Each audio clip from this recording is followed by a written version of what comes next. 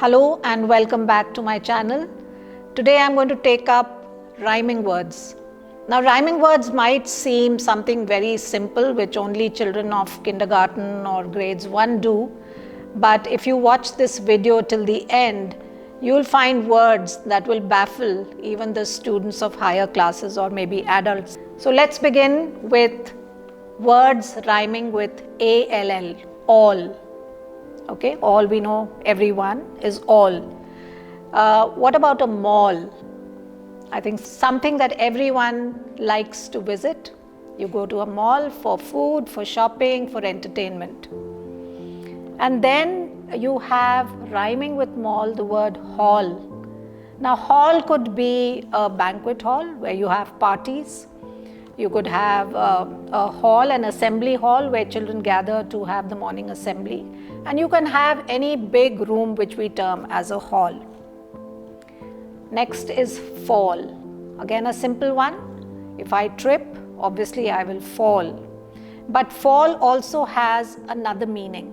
It's another term for a season which is autumn, but we refer to it as fall in different parts of the world.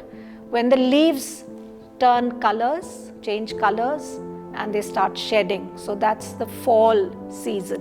Then all kids love to play with a ball.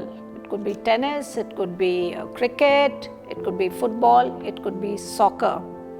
But when I'm having lots of fun, I say I'm having a ball, or we say we're having a ball. So that's enjoyment.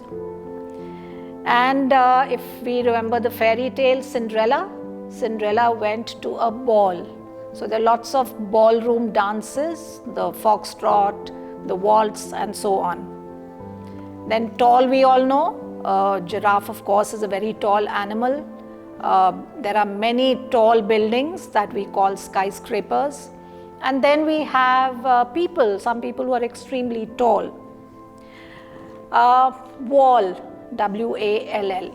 Now walls are there in houses, in buildings, in schools, because we build them for safety, for protection from the elements.